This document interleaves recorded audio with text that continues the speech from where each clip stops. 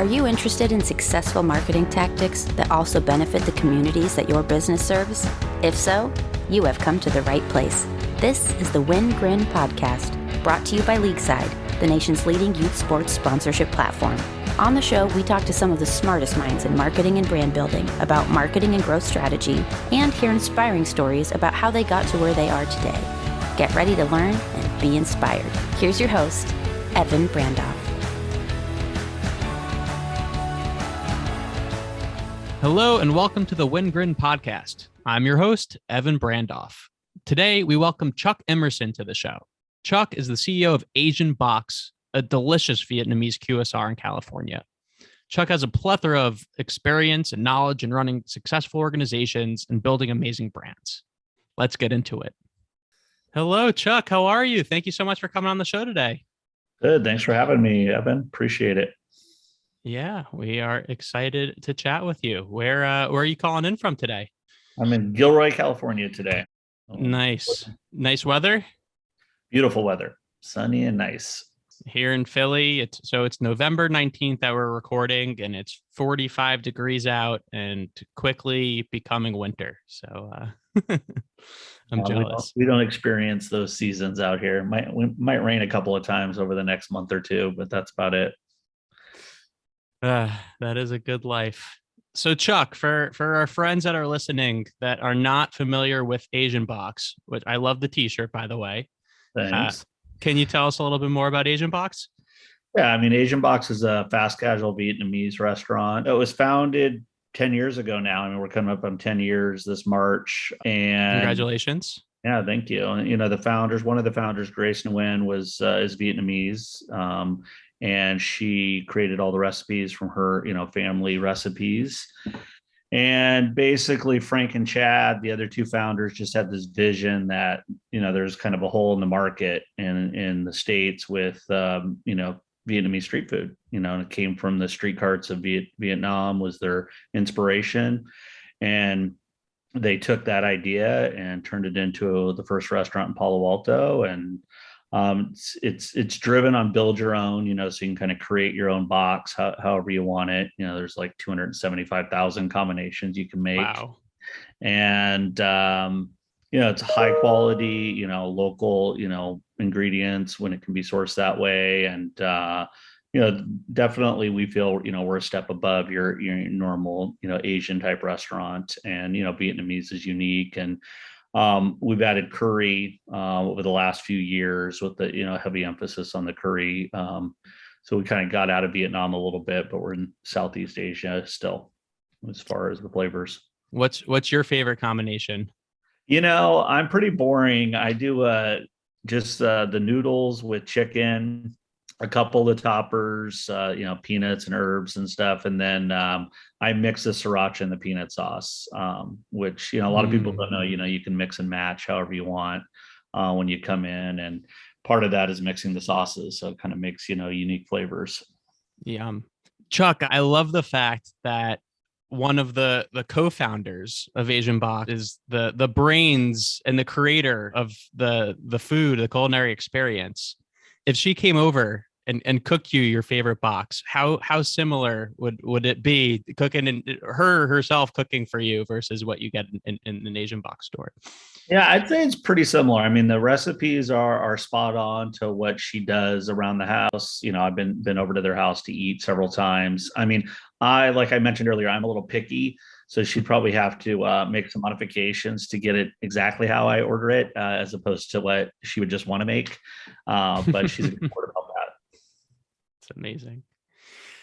So I notice and love on the Asian Box website, on the home screen, there is both a prompt where Asian Box will match a box for every box donated. Yes. And also the opportunity to fundraise at a box. So I mean, clearly giving back is a key part of your company's culture. What was the origination of that being a core part of your culture?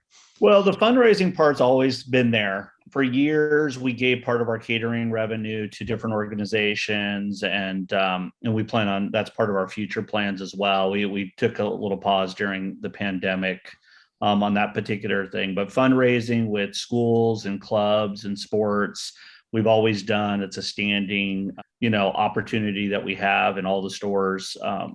With the community. And then the specific one where we match, that came from the pandemic. We saw a lot of, these frontline workers, giving it their all and really making sacrifices. And we have a couple of stores near, hospitals, and one of our biggest accounts is Kaiser and certainly Stanford, all part of Stanford, including the hospital. So, we really wanted to try to give back. So we did a whole giveaway just on our own, to say thank you. And then we realized that, people wanted to be part of that. So we set up that where you can go on there and buy, as little as 2 boxes, as many as 10, and you get them at a discounted price, and then we'll match that. So if you buy 5 boxes for, the, fire department down the street, we'll deliver 10 or, defer 5 to somewhere else if they only need 5. So, so that's kind of our piece. We're working on fine tuning that and kind of making it easier,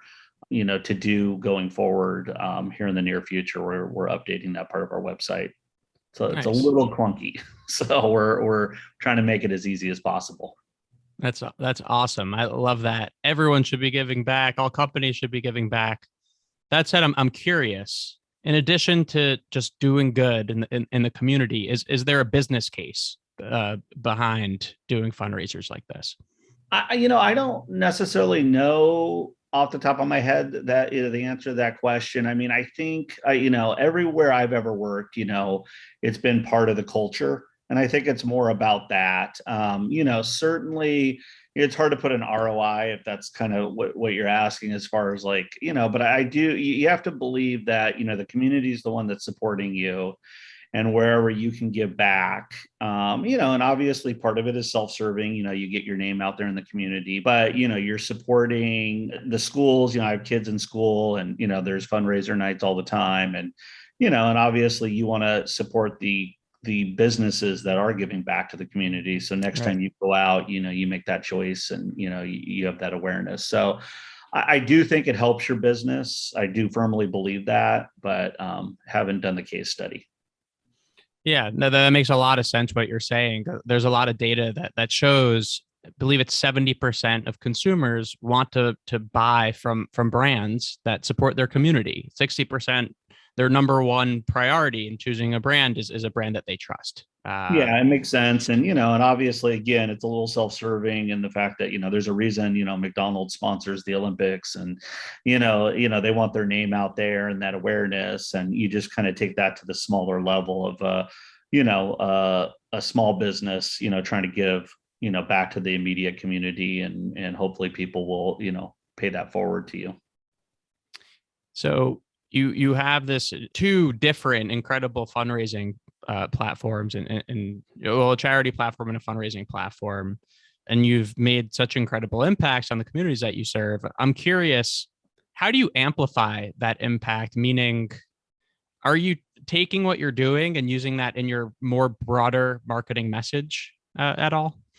No, not at this time. We haven't. I think it's more about what we talked about already. I think just doing it, those we're not necessarily doing. We're doing it because it's the right thing to do. And we're in that community. Our employees are in that community. They may have kids that, or family members that are, in those hospitals that we're trying to support the front line. And it's more about, we're fortunate enough to be in a position still open and operating, after this pandemic, or even as we're still kind of getting hopefully to the end of it, and we're still standing, and, we're fortunate, and we want to share that where we can. And to be honest, I just, whenever we're talking about stuff like this, I think of our Palo Alto store, and there's, the hospitals right next door, and, these nurses and doctors come over all the time and eat with us. And it's almost like a loyalty program where, we're giving back to them, but they've been giving to us for years, so it feels good to be able to say, hey, thank you. I totally agree. Thank you for doing that. Yeah. What kind of impact did COVID have on the business?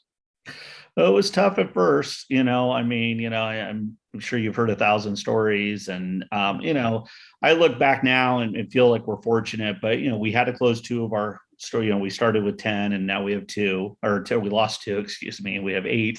We had to temporarily lay off some corporate staff. We were fortunate enough to get them back pretty quickly, but that's a stressful time, for them, for the 2 stores that we had to close.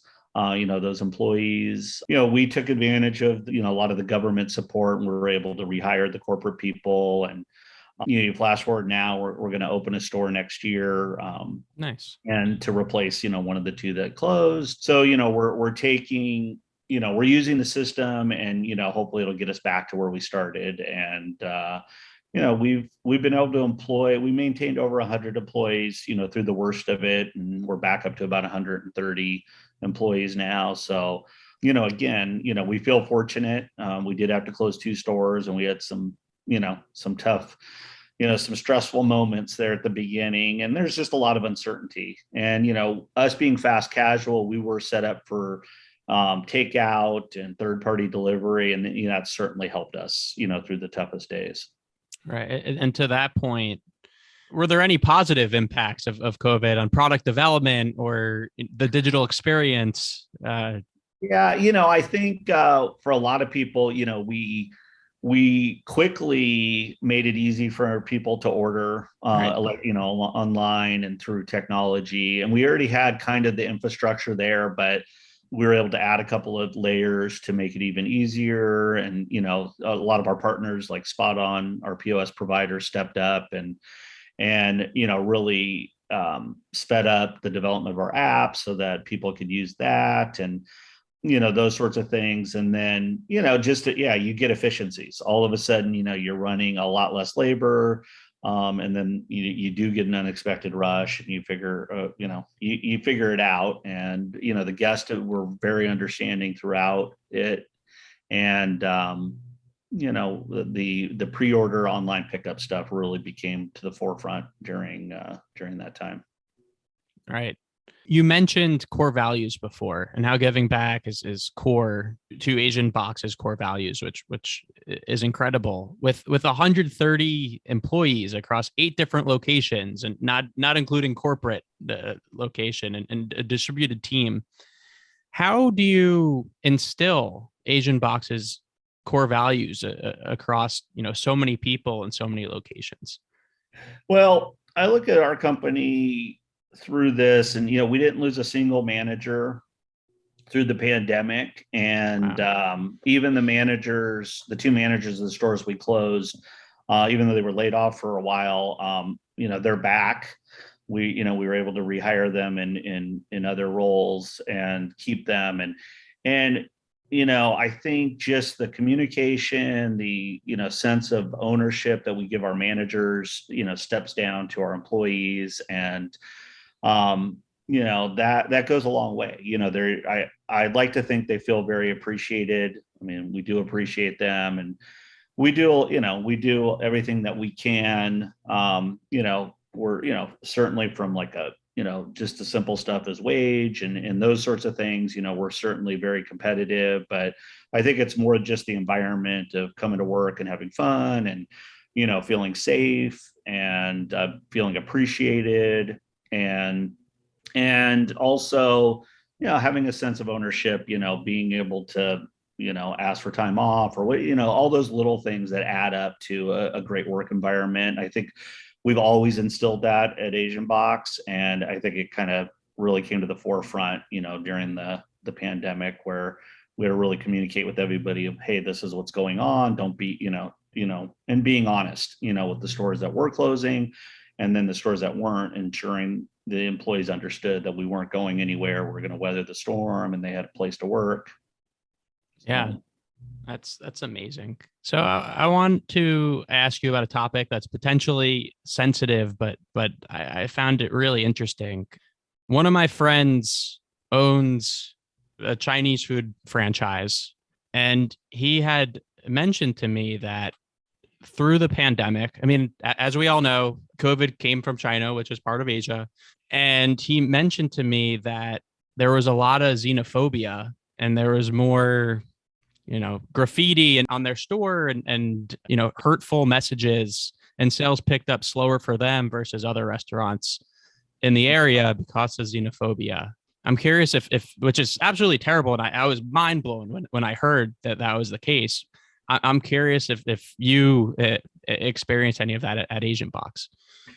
Fortunately, we talked about it. We thought there might be, some of that. We saw some news reports of Asian businesses being targeted and just that perception. And, I think it was a short period of time at the beginning of the pandemic that really, people just, unfortunately, maybe just uneducated or just, didn't have the information and made bad decisions. But, fortunately, our locations, I think where we're at, the way our team, communicates and is able to let people know, what we're all about. We fortunately didn't see any of that, and certainly nothing like physical to the buildings or anything like that, or anything negative towards our staff that I'm aware of.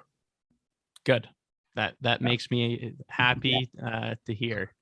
And super pumped that y'all are opening up another location next year.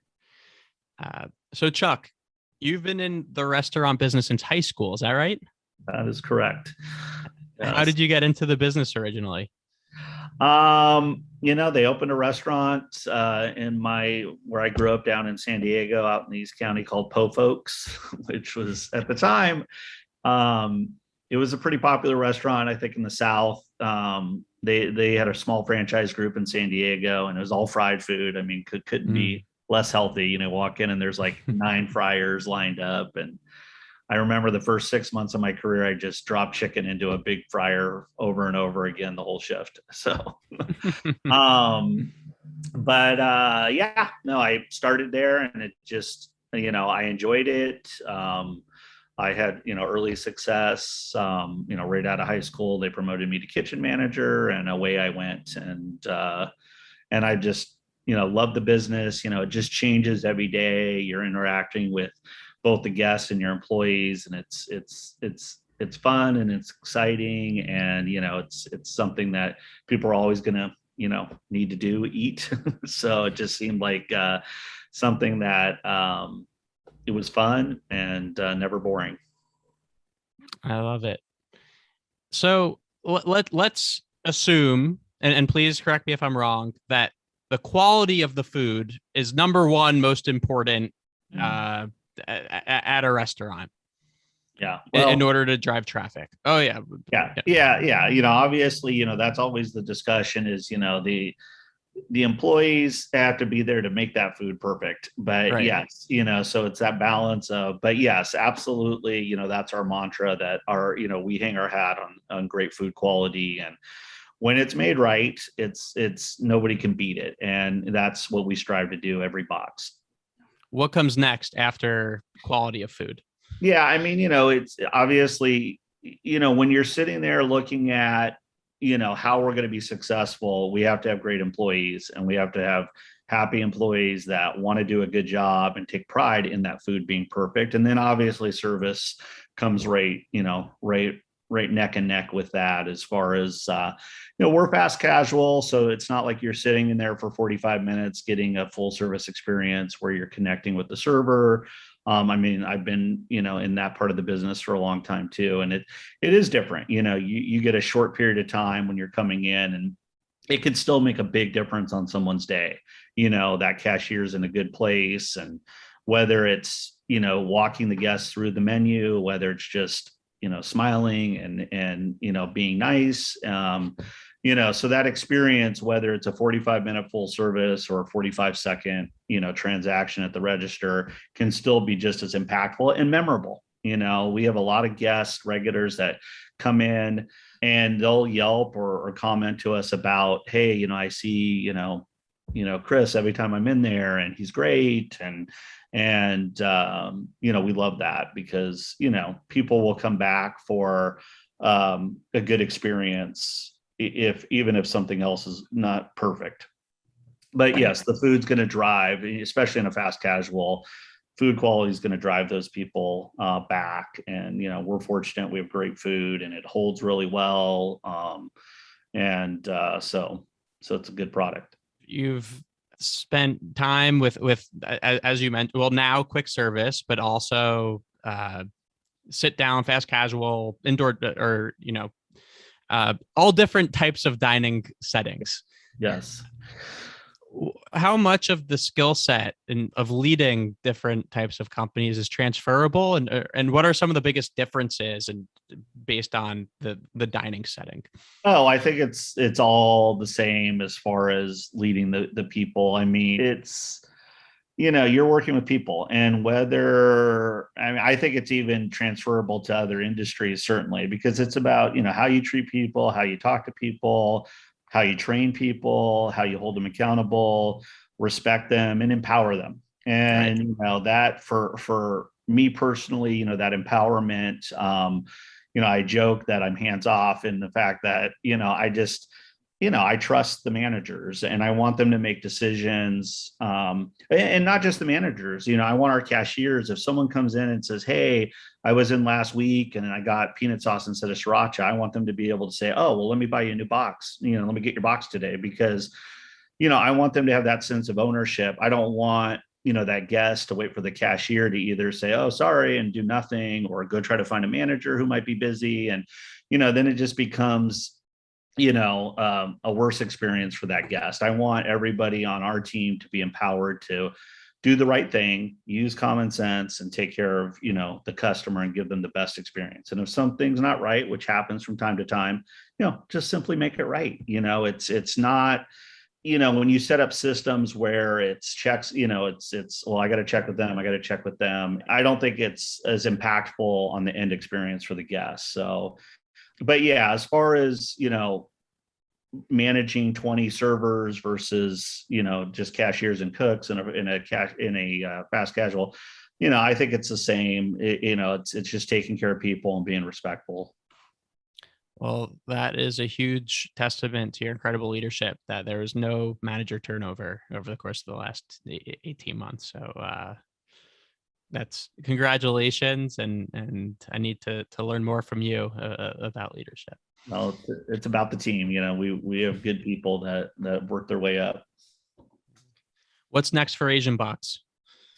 We're looking to grow. I think we're going to grow in Northern California, where we started initially, and then for the next year or so. And we're hoping to open 2 to 4 stores in the next 2 years, and and then continue from there. And then after that, maybe look at another market, maybe look to franchise. But we're in a good position right now coming out of this. Catering, is the biggest still negative, kind of holdover from the pandemic, as these offices still are not full, and even the ones that have people coming back, they're not catering as much. So I think, at the end of next year, that piece of the business will come back, and then we'll really be back to, pre-COVID, growth and numbers.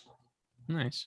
What's typically the impetus for franchising versus opening up more corporate-owned locations? That's a good question. I mean, there's probably a lot of opinions on that. I would say that, clearly, if you can franchise, you can grow faster theoretically with less or no capital, because the franchisee is putting that money up. So certainly it's less risk for the company. The risk goes on the franchisee, but in turn, you have to have a great brand and, good system. So it's something that we've been prepared to do for a while, prior to COVID, and we put it on hold on purpose while we kind of weathered the storm. So again, we want to get back up to where we were prior to COVID as far as store numbers, and then we'll probably revisit that. But certainly you have the potential to grow a lot faster. And again, because you're sharing the capital is not coming directly from the company. Over or under 5 years until we'll have some Asian boxes in Philly? Man, Philly, probably over, unfortunately. I'd like to say under, but I think once we get out of California, if we did a market a year, if we franchise, it could be under. But if we do the corporate route, probably over, because it's not on my list yet. Fair. How many Asian boxes do you want there to be in 5 years? I want to double in size if we just do corporate So go from, well, I want to get back up I want to get to 20. I want to be double where we were prior to COVID. So 12 more. So nice. Well, I believe in you, and I need to get out to Cali and try. Absolutely. Yeah. It holds well. I could probably overnight you a box, but I don't know. We'll see. We'll have to figure that out. Please. Have you looked into getting on Gold Belly? Yeah. I have. We've looked at that. So we'll see. I mean, our ingredients are so fresh. Like some of them we're doing shift to shift, like our rolls and our herbs. And it just makes me nervous if someone, the next day or 2 days. But we have talked about it. And, there's technology to help that process out. So maybe some of our sauces will get out around the country before some of the rest of our food does. So maybe you can get some of our sauces on your homemade stuff at some point. We'll see. And your name is also already perfect for some sort of subscription box. Yeah, that's true. Yeah. True. Yeah. Well, absolutely. I'm sure being focused is what's the has been the key to your success. So I don't want to throw any other crazy. Well, we always have to have that list of things we want to get to. So we're, we always, we have our immediate focus and our long-term plans. So nothing's out of the question. All right, Chuck. The last phase of this episode is the lightning round, where I've got 4 questions for you, and we've got 2 minutes to answer all 4. So first thing that comes to mind. Are you ready? I'll give it my best. All right. First question. What's your favorite youth sports memory? My favorite, it's a bad memory, but it's also a good, is I was a terrible baseball player. I was, right field for 2 innings, because they had to play you a minimum of 2 innings and never hit it out of the infield. And one time thought I got a hit, was running to first base, and I got called out. I swore it was a tie, base goes to the runner. My dad was the umpire and he called me out. Wow. So I give him a hard time about that to this day. But I coach my son now, and fortunately he's a much better athlete than me, so it's a lot more fun. That's so funny. What did you want to be when you were growing up? A baker, actually. My grandma was a big baker, and so I always kind of had food there. I'm not a very good cook, truth be told, as my wife would attest to. But early on, I started as a cook in the business, and I loved it. And yeah, baking was something I was interested in. And, of course, early on I wanted to be a lawyer, this and that. But when, as it got closer to reality, it was the food business. I love it. What is a brand whose marketing you admire most? That's a good question. There's a lot of big ones out there that do a good job, Nike and stuff, but food wise, Chipotle does a good job. I mean, they really do. And, some of the stuff they've done and how they roll out new items, we pay attention to that. And, I don't quite have their budget, but, someday we'll be able to do some of the stuff they're doing. Well, what's also impressive about Chipotle is oftentimes they don't roll out new ingredients, but it's still new menu items that, right. Which is. And yeah, we do that too. And, Yeah. That's smart, and, that's a good practice. Yeah. And last question, what is your go-to cause to support? Well, with Asian Box, we've done a lot with Lucille Packard Children's Hospital at Stanford. So I think that'll continue from where we're at. And, we participated in some events with them, and I think that'll continue. Awesome. Chuck, really enjoyed having you on the show. You were insightful, inspirational, and wishing you all the best in what's to come with Asian Box. Great. Well, appreciate the time.